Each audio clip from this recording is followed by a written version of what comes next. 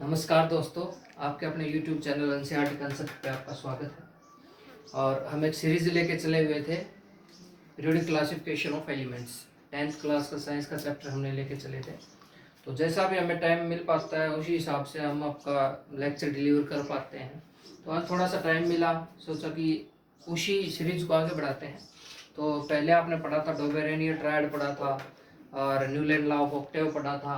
आज हम पढ़ेंगे मेंडलीव पीरियोडिक टेबल पार्ट 2 के अंदर। और उससे पहले मैं आपको बता दूं कि कोरोना का जो महामारी है वो चल रही है और उस दौर में सभी अपने घरों के अंदर हैं। और इस युद्ध से, इस महामारी से लड़ने का एक ही इलाज है कि आप घर के अंदर रहें जितना ज़्यादा हो सके। आज ऑन रिकॉर्ड 25,000 केस हमारे इंडिया के अंदर हो चुके हैं। तो मैं सभी से रिक्वेस्ट करूँगा हाथ जोड़ के कि अपने घरों में रहें, स्वस्थ रहें, अपने आप को स्वस्थ रखें, अपने परिवार को स्वस्थ रखें, सभी को स्वस्थ रखें। और इस लॉकडाउन के अंदर पीएम हमारे मोदी जी का पूरा सहयोग करें और सभी अपने घरों में रहें, स्वस्थ रहें, बार बार हाथ धोएं, सैनिटाइज करें, कम से कम 20 सेकंड तक आप हाथ धोएं WHO के अनुसार। तो हम अपने टॉपिक पे आते हैं और आज हम पढ़ेंगे मेंडलीव पीरियोडिक टेबल। तो मेंडलीव ने क्या किया, जो डोबेरेनियर करता था, जो न्यूलैंड करता था, उसी हिसाब से मेंडलीव ने भी जो फंडामेंटल जो प्रॉपर्टी ली वो एटॉमिक मास ही लिया। सबने एटॉमिक मास लिया था, मेंडलीव ने भी क्या लिया, एटॉमिक मास लिया। तो इसने क्या, पहला जो पॉइंट हम क्लियर करना चाह रहे हैं, कोई भी चीज आप हो पॉइंट टू पॉइंट पढ़े। और मैं ये नहीं कहता कि आप YouTube के ऊपर फोकस रहिए, इसको पढ़ने के बाद आप एनसीईआरटी 10th क्लास उठाइए और उसके अंदर देखिए, उसको पढ़िए, आपको अच्छे से समझ में आ जाएगा। तो द एलिमेंट्स वर अरेंज्ड, मतलब एलिमेंट को अरेंज किया गया on the basis of their fundamental property. और फंडामेंटल प्रॉपर्टी क्या ली गई, एटॉमिक मास लिया गया। और दूसरा जो चीज ली गई वो थी सिमिलर केमिकल प्रॉपर्टीज। तो दो चीजों के ऊपर मेंडलीव पीरियोडिक टेबल टिकी हुई है। कौन कौन सी, एक तो एटॉमिक मास की प्रॉपर्टी और दूसरा सिमिलर केमिकल प्रॉपर्टी, ये दो चीज है। दूसरी बात मैं आपको जानकारी के लिए बता देता हूं कि जब मेंडलीव ने काम शुरू किया उस टाइम पे 63 एलिमेंट्स थे। उस टाइम पे कितने एलिमेंट्स थे, 63 एलिमेंट्स थे। 63 एलिमेंट्स में इसने काम शुरू किया और इसने फोकस किया दो एलिमेंट पे सबसे ज्यादा, एक हाइड्रोजन पे और ऑक्सीजन पे। उनके द्वारा जो कंपाउंड बनाए जाते हैं उनके ऊपर इसने फोकस किया। उनके ऊपर इसने टारगेट लिया कि उसके जो ऑक्साइड्स हैं या फिर उसके जो हाइड्राइड हैं, हाइड्रोजन से जो बनेंगे वो हाइड्राइड है, ऑक्सीजन से जो बनेंगे ऑक्साइड है। उनको इसने क्या किया कि बेसिक प्रॉपर्टी लिया एलिमेंट की क्लासिफिकेशन के लिए। इसने क्या किया, एक अजीब सा काम किया। इसने 63 एलिमेंट थे तो इसने 63 कार्ड्स लिए। दैट मीन्स एक प्रकार से ये लगा लो कि एक कार्ड का एक टुकड़ा लिया, 63 ऐसे कार्ड लिए इसने। और हर एक कार्ड के ऊपर हर एक एलिमेंट की अलग अलग प्रॉपर्टी को इसने लिख दिया कि भाई हाइड्रोजन की प्रॉपर्टी, हाइड्रोजन का कार्ड अलग बना दिया, ऑक्सीजन की प्रॉपर्टी, ऑक्सीजन का कार्ड अलग बना दिया। तो took 63 card and wrote down the property of one element on each card। ये मैं बताना चाह रहा हूँ। अब इसने क्या किया, sorted out element with similar properties। अब उन कार्ड्स में 63 कार्ड्स इसने ऐसे अरेंज कर दिए, जैसे ये 2 3 4 5 6 7 8 ऐसे 63 कार्ड्स उसने क्या कर दिए, अरेंज कर दिए। और 63 कार्ड्स के अंदर उसने क्या देखा, सिमिलर प्रॉपर्टी जिस कार्ड की थी। मान लो इनकी दो की सिमिलर प्रॉपर्टी है तो इसने क्या किया, उनके पिन कर दिया, उन दोनों को पिन कर दिया। उन दोनों के एक मतलब नीडल से या फिर किसी भी चीज से उनको पिन करके दीवार के ऊपर टांग दिया, या ऐसे दीवार के ऊपर उसने क्या कर दिया, इन कार्ड्स को पिन करके टांग दिया। और उसने उसके बाद क्या किया, उसके बाद उसने क्या किया, उसके बाद हम पढ़ रहे हैं, हम जो पढ़ रहे हैं वो यही पढ़ रहे हैं कि मेंडलीव ने क्या किया कि 63 कार्ड्स लिए, उनको दीवार के ऊपर केमिकल प्रॉपर्टी के आधार पर, फिजिकल प्रॉपर्टी के आधार पर उनको एक एक करके दीवार पे लगा दिया और जिसकी प्रॉपर्टी सेम आती गई उनको पिन कर दिया गया। ठीक है, तो इसने दो ऑब्जर्वेशन यहाँ पे इसको मिली। पहली ऑब्जर्वेशन क्या मिली इसको, पहली ऑब्जर्वेशन मिली कि ज्यादातर जो एलिमेंट है, most of the element got a place in periodic table, PT is periodic table और arranged them in increasing atomic mass order. इसने देखा कि ज्यादातर जो मिलते जुलते एलिमेंट है वो एटॉमिक मास के बेसिस पे मिल रहे हैं, पीरियोडिक टेबल के अंदर अपनी जगह बना रहे हैं। तो पहली ऑब्जर्वेशन इसकी ये थी। दूसरी ऑब्जर्वेशन इसकी क्या थी कि जो सिमिलर केमिकल और फिजिकल प्रॉपर्टीज हैं उनकी रिअकरेंस भी पीरियोडिक टेबल के अंदर वो भी एटॉमिक मास के बेसिस पे है। तो इसने फिर क्या किया, इन दोनों ऑब्जर्वेशन को स्टडी करके इसने क्या किया, एक अपना लॉ दे दिया, that is known as Mendeleev periodic law. ये आपके क्वेश्चन में आ जाता है कई बार डायरेक्ट कि मेंडलीव पीरियोडिक लॉ क्या है। तो मेंडलीव पीरियोडिक लॉ क्या है, the properties of elements, element की property are the periodic function of their atomic masses. जो फंडामेंटल प्रॉपर्टी इसने ली थी एटॉमिक मासेस, उसी का पीरियोडिक फंक्शन है। ठीक है, तो प्रॉपर्टी है जो एलिमेंट की, चाहे वो केमिकल प्रॉपर्टी हो चाहे वो फिजिकल प्रॉपर्टी हो, वो पीरियोडिक फंक्शन है उनके एटॉमिक मासेस के। फिर इसने अपनी एक पीरियोडिक टेबल बनाई मेंडलीव ने, और ऐसे उसने पीरियोडिक टेबल बनाई। ठीक है, तो ये पीरियोडिक टेबल बनाई, तो इसके अंदर जो वर्टिकल कॉलम थे ये वाले, जैसे ये हो गया, ये हो गया, ये हो गया, ऐसे वाले जो वर्टिकल कॉलम थे इसको मेंडलीव के अनुसार बोला गया ग्रुप, और जो हॉरिजॉन्टल कॉलम थे इस तरफ, ये जो हॉरिजॉन्टल थे इनको बोला गया पीरियड्स। तो मेंडलीव पीरियोडिक टेबल के अंदर ये डायरेक्ट क्वेश्चन एक नंबर में आ जाते हैं कि वर्टिकल कॉलम को क्या बोला गया, ग्रुप, और हॉरिजॉन्टल को मैंने आपको बताया कि इसने हॉरिजॉन्टल को क्या बोला, पीरियड्स बोला, वर्टिकल को इसने बोला ग्रुप्स। तो ये मॉडर्न मतलब जो मेंडलीव की पीरियोडिक टेबल है कुछ इस तरह से है, मैंने रफली थोड़ा सा बनाई है। आप एनसीईआरटी की बुक के अंदर देखिएगा, इसको राइट हैंड साइड के अंदर बनी हुई है ये आपकी, और ये पेज नंबर 83 है शायद, तो 83 के ऊपर ये बनी हुई है। ठीक है, तो आप इसको देख लीजिएगा। तो यहाँ पे ग्रुप की हम बात कर रहे थे, ग्रुप कितने हैं देखो, 1 2 3 4 5 6 7 8 ग्रुप है। रोमन लेटर यहाँ पे मेंडलीव ने लिखे थे, तो 8 ग्रुप हम यहाँ पे डिस्कस करेंगे। पीरियड्स की अगर हम बात करें तो 1 2 3 4 5 6 पीरियड्स हैं। उसने ऑक्साइड और हाइड्राइड को रखा, क्योंकि मैंने बताया था कि उसने फंडामेंटल प्रॉपर्टीज किसकी ली है, ऑक्साइड की और हाइड्राइड की। जो एलिमेंट ऑक्सीजन से बनेंगे, हाइड्रोजन से बनेंगे, जो ऑक्साइड और हाइड्राइड बनेंगे, उन्हीं की प्रॉपर्टी मेंडलीव ने यहाँ पे ली है। तो वही मैंने आपको डिस्कस करके बताया था। ठीक है, तो अब बात आती है कि इसकी मेंडलीव की अचीवमेंट क्या क्या थी, क्या क्या इसकी उपलब्धियां रही टेबल बनाते समय। तो सबसे पहले हम बात करेंगे मेंडलीव ने क्या कहा था कि एटॉमिक मासेस की जो प्रॉपर्टी है, एटॉमिक मासेस की जो प्रॉपर्टी है वो इंक्रीजिंग एटॉमिक मास के ऊपर रख दिया गया। मेंडलीव की हम बात कर रहे हैं तो उसके अचीवमेंट की हम बात कर रहे हैं। तो सबसे पहले बात हम बताएंगे कि मेंडलीव ने क्या किया, पीरियोडिक टेबल अपनी बनाई, ऑक्साइड और हाइड्राइड उसने लिए, ग्रुप बनाए, जो वर्टिकल कॉलम थे उसको ग्रुप बोला गया। ये ग्रुप आपके देख सकते हैं आप, ये ऐसे ग्रुप हैं सारे के सारे। तो कितने ग्रुप थे मेंडलीव पीरियोडिक टेबल के अंदर कोई पूछ ले तो 8 हम बताएंगे क्या है, ग्रुप हैं। कोई पीरियड पूछ ले तो कितने थे पीरियड थे इसके, 6 ग्रुप थे 8। तो ये बात भी हम याद रखेंगे। तो ये पीरियड्स हैं हॉरिजॉन्टल, आप देखेंगे ऑक्साइड हाइड्राइड।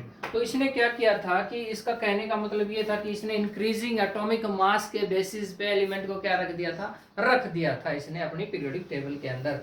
लेकिन एक जगह या फिर 2-3 जगह ऐसी हैं मेंडलीव पीरियोडिक टेबल के अंदर जहां पे इसने क्या किया कि कई एलिमेंट्स को जिनका एटॉमिक मास ज्यादा था उनको रख दिया जिनका एटॉमिक मास कम है। जैसे एक एग्जांपल हम यहाँ पे उठाएंगे मेंडलीव पीरियोडिक टेबल के अंदर। तो यहाँ पे देखोगे आप पीरियड नंबर 4 के अंदर ग्रुप नंबर 8 के अंदर आप देखेंगे तो जो कोबाल्ट है उसका एटॉमिक मास है 58.9। कितना है, 58.9। और निकिल का स्लाइडली उससे कम है 58.7। लेकिन इसके अनुसार तो निकिल पहले आना चाहिए था, लेकिन इसने क्या रख दिया, कोबाल्ट को पहले रख दिया जिसका एटॉमिक मास क्या है, ज्यादा है एज कंपेयर टू निकल। तो आप देख सकते हैं निकल का 58.7 है और कोबाल्ट का 58.9 है। तो पहली बात मेंडलीव की ये अचीवमेंट कि इसने फिर एक बात बोल दी कि हम इसको इन्वर्ट कर दिया इसने ला को। इसने क्या कहा कि जो पीरियोडिक टेबल है वो उसकी प्रॉपर्टी के बेसिस पे, उसकी केमिकल प्रॉपर्टी के बेसिस पे हम उसको आंकेंगे, ना कि एटॉमिक मासेस के बेसिस पे। तो एटॉमिक मास यहाँ पे इसने इस चीज का ज्यादा कर दिया था। दूसरा जो अचीवमेंट, दूसरी जो इसने बात की वो क्या की, दूसरी बात इसने क्या की, इसने क्या किया, एक छोटा सा काम कर दिया इसी पीरियोडिक टेबल के अंदर। इसने क्या किया, एक कई कई जगह इसने खाली जगह छोड़ दी। इसकी जो सबसे बड़ी अचीवमेंट रही है, मैं आपको बता दूं, थोड़ा सा रफ कर देता हूँ यहाँ से, आप देख लीजिएगा। एनसीईआरटी के अंदर ये बनी हुई है पूरी की पूरी, आप देख लीजिएगा। तो एक दूसरी जो जगह इसने क्या की, हमने बताया कि उस टाइम पे कितने एलिमेंट थे, 63 एलिमेंट डिस्कवर हो चुके थे। लेकिन इसने क्या कहा कि भविष्य के अंदर, फ्यूचर के अंदर, इन फ्यूचर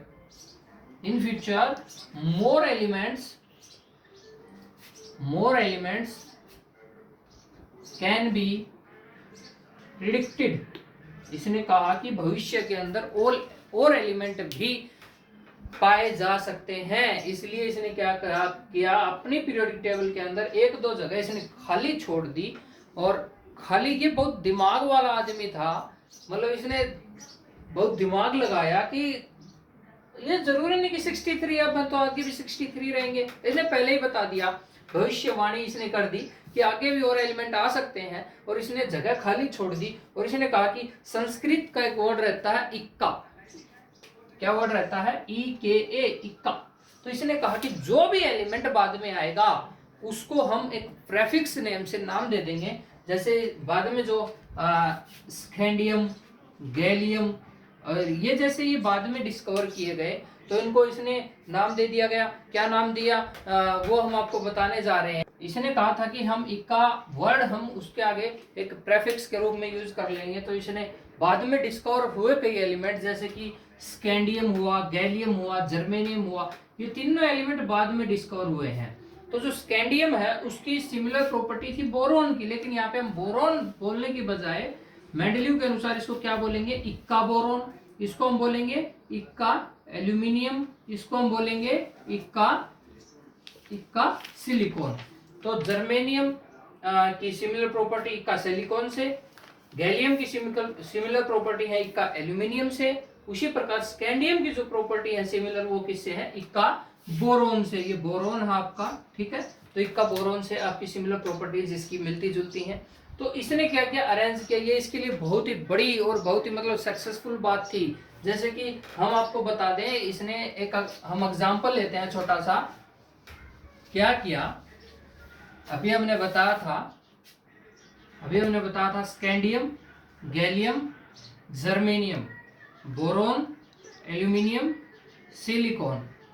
मैंने बताया कि इसकी इक्का इसने आगे लगाया क्योंकि इसकी सिमिलर प्रॉपर्टी इससे, इसकी सिमिलर प्रॉपर्टी इससे, इसकी प्रॉपर्टी मिलती है इससे। जैसे गैलियम और एल्यूमिनियम को हम उठा लेते हैं, किसको उठा लेते हैं, गैलियम और एल्यूमिनियम को अगर हम उठा लेते हैं, तो गैलियम का अगर एटॉमिक मास हम देखा गया तो गैलियम का एटॉमिक मास था 69.7। उसी प्रकार इक्का एल्यूमिनियम है, तो इक्का एल्यूमिनियम का मास था 68। तो ये हमने देखा कि इक्का एल्यूमिनियम का मास कितना था, 68 यहाँ पे था।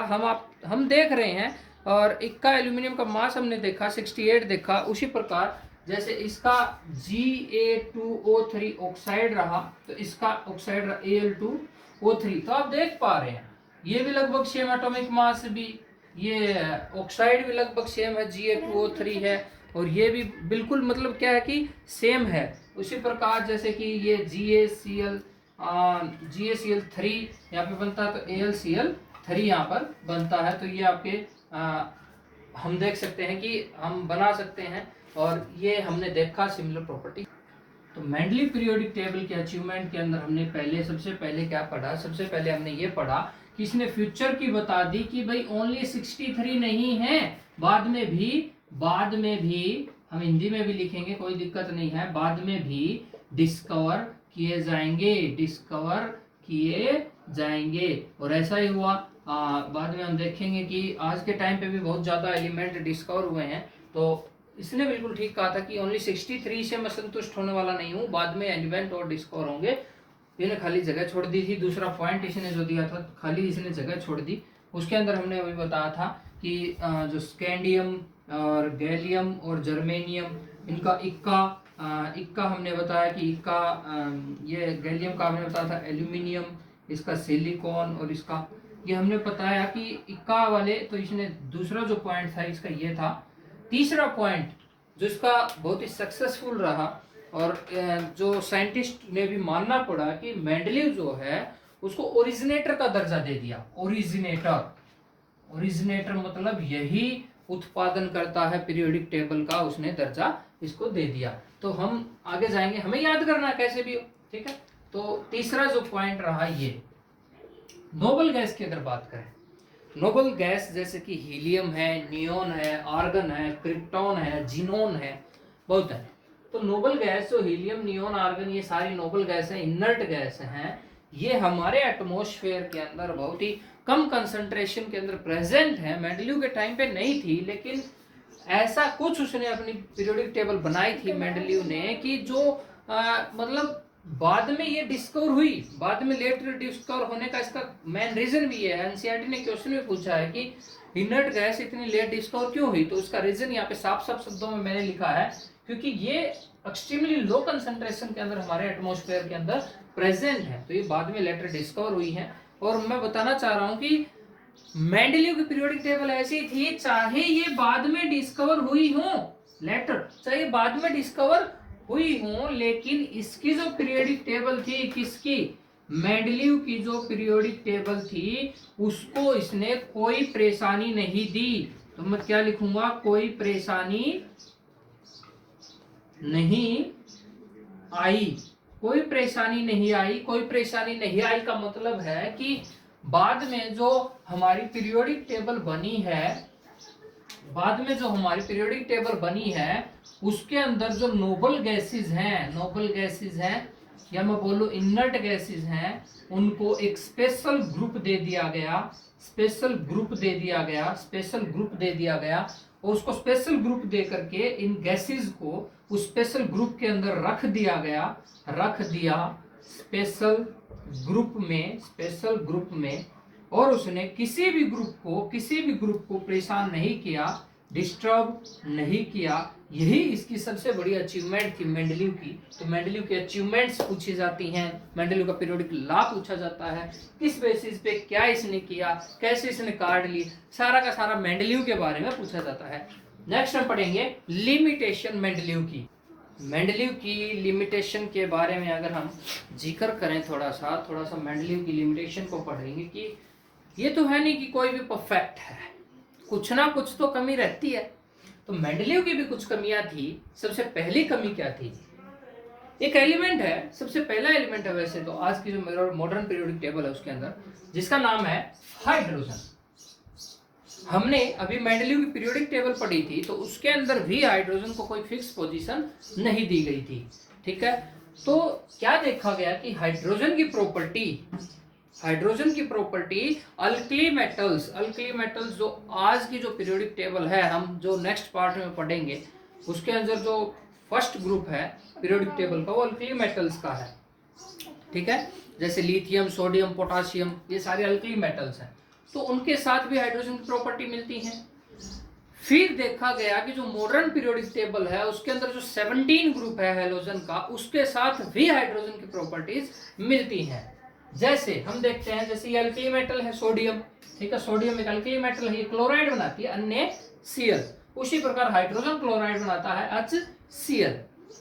सोडियम ऑक्साइड बनाता है Na2O, हाइड्रोजन ऑक्साइड बनाता है H2O, same property. Na2O sulphide बनाता है, हाइड्रोजन सल्फाइड बनाता है H2S। मतलब सिमिलर प्रॉपर्टीज हैं, मैं यही तो कहना चाह रहा हूं आपको कि सिमिलर प्रॉपर्टीज हैं। तो इसको अब ये सोचने की बात है। एक क्वेश्चन बच्चों आपके लिए है, आप कमेंट करके बताइए नीचे कि हाइड्रोजन को क्या पोजीशन दी जा सकती थी, क्योंकि उसकी प्रॉपर्टी तो फर्स्ट ग्रुप से भी मिलती है, उसकी प्रॉपर्टी तो 17 ग्रुप से भी मिलती है। ये जो मैं फर्स्ट और 17 ग्रुप बोल रहा हूँ, ये आज की जो मॉडर्न पीरियोडिक टेबल है, जो हम पार्ट नंबर 3 के अंदर पढ़ेंगे, उसके अंदर आप देख पाएंगे सब कुछ यहाँ पे, ठीक है। तो पहली जो लिमिटेशन मेंडलीव की, यहाँ पे आपको सिर्फ यही याद करना है कि लिमिटेशन मेंडलीव की पहली यही थी कि no fix position given to hydrogen, hydrogen को कोई फिक्स पोजीशन नहीं दी गई थी, ठीक है। दूसरी बात अगर हम बात करें, एक आइसोटोप नाम रहता है। आइसोटोप क्या होता है, मेंडलीव ने क्या किया था कि एटॉमिक मासेस के बेसिस पे इसने अरेंज किया था। आइसोटोप एक चीज है, आइसोटोप क्या है, वो कंपाउंड जिनकी सिमिलर केमिकल प्रॉपर्टी हो लेकिन एटॉमिक मास डिफरेंट हो, जैसे कार्बन है, carbon 6 12, carbon 6 13, carbon 6 sorry carbon 6 12, carbon 6 13, carbon 6 14, ऐसे मतलब एक का एटॉमिक मास 12, एक का 13, एक का 14। तो ये आइसोटोप है। तो आइसोटोप का मतलब क्या है आप समझ पा रहे हैं, जिनकी केमिकल प्रॉपर्टी सेम हो, डिफरेंट एटॉमिक मास हो। बाद में ये चीज देखी गई तो मेंडलीव पीरियोडिक टेबल के अंदर ऐसा कुछ नहीं था। तीसरी बात, तीसरी इसकी लिमिटेशन अगर हम पढ़ें तो क्या था कि एटॉमिक मास के बेसिस पे इसने अरेंज तो कर दिया, लेकिन कहीं भी रेगुलर इंक्रीमेंट एटॉमिक मास का नहीं था। रेगुलर इंक्रीमेंट नहीं था, कहीं थोड़ा सा कम बढ़ रहा था, कहीं एकदम कम भी जा रहा था, कहीं एकदम से उछाल ले रहा था। तो ये थोड़ा थोड़ा क्या है, ये लिमिटेशन आती गई। तो atomic mass not increase in regular manner going from one element to another. Group के अंदर भी, अगर एक ग्रुप के अंदर भी जाते हैं तो रेगुलर मैनर नहीं है, सांप की तरह है, कभी नीचे जा रहा है, कभी ऊपर जा रहा है, ठीक है, कभी नीचे कभी नीचे, कभी ऊपर कभी ऊपर कभी नीचे, ऐसे चलता जा रहा है। तो ये बात हम आपको दिखाना चाह रहे हैं कि ये मेंडलीव की क्या है, एक लिमिटेशन है। इसका मतलब लिमिटेशन क्यों हुई? एटॉमिक मास तो इंक्रीज हो रहा ना, कम हो रहा से ज्यादा हो रहा। लिमिटेशन इसलिए हुई क्योंकि अब मान लो दो एलिमेंट है, अब उनके बीच में डिफरेंस आ गया, एकदम ही कम हो गया, एकदम ही ज्यादा हो गया। डिफरेंस क्या आ गया? डिफरेंस ये आ गया कि हम कैसे प्रेडिक्ट करें कि उन दोनों के बीच में आने वाले भविष्य में कितने एलिमेंट होंगे, ये प्रेडिक्ट कर पाना बड़ा मुश्किल था, बड़ा नामुमकिन था। तो इसीलिए ये उसकी लिमिटेशन आ गई, किसकी? मेंडलीव की लिमिटेशन ये आ गई। तो बाद में क्योंकि हम ये प्रेडिक्ट नहीं कर सकते थे कितने element, how many elements were discovered in future, ये हम प्रेडिक्ट नहीं कर सकते थे, इसलिए ये लिमिटेशन आई। तो ये हमारा पार्ट नंबर 2 है बच्चों, that is Mendeleev periodic table. पहले में हमने पढ़ा था डोबेरेनियर ट्रायड, दूसरे में हमने मतलब उसी के अंदर हमने पढ़ा था Newland law of octave. Part number 2 के अंदर हमने मेंडलीव पीरियोडिक टेबल पूरी की पूरी डिस्कस की, उसकी ऑब्जर्वेशन डिस्कस की, उसकी लिमिटेशंस डिस्कस की, उसकी अचीवमेंट डिस्कस की, उसकी पीरियोडिक टेबल डिस्कस की, उसके अंदर एलिमेंट थे क्या नहीं था, कार्ड लिया, ये लिया, वो लिया, सब डिस्कस किया। ठीक है, नेक्स्ट जो पार्ट रहेगा हमारा वेरी वेरी इंपॉर्टेंट, जहां से हमेशा क्वेश्चन आते हैं, that is modern periodic table. वो हम पढ़ेंगे, जो कि हेनरी मोजले साहब ने दी थी। नेक्स्ट पार्ट में हम उसको पढ़ने जा रहे हैं। मैं बार बार फिर भी आपसे एक ही रिक्वेस्ट करूंगा बच्चों, सभी जो भी हैं मेरे दोस्तों, कोरोना महामारी से बचने का एक इलाज है, आप अपने घर में रहिए जितना ज़्यादा हो सके, और इस बीमारी को घर में रह करके समाप्त करना है, और हमारा हिंदुस्तान को फिर से सोने की चिड़िया हमें बनाना है। जय हिंद, जय भारत। और नेक्स्ट चैप्टर में, नेक्स्ट मतलब पार्ट हम बहुत ही जल्दी लेकर के आएंगे। तो आपसे आशा करूंगा कि लाइक करेंगे, शेयर करेंगे, कमेंट जरूर करेंगे, और अच्छा लगा बुरा लगा, आपकी किस चीज़ की डिमांड है, सब हमें बताएंगे। तो हमें थोड़ा बहुत जैसा भी टाइम मिल पाता है हम लेक्चर ले लेते हैं।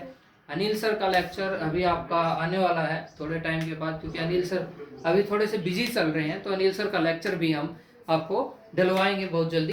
तो आशा करते हैं कि आपको बहुत अच्छा लगा होगा। जय हिंद दोस्तों।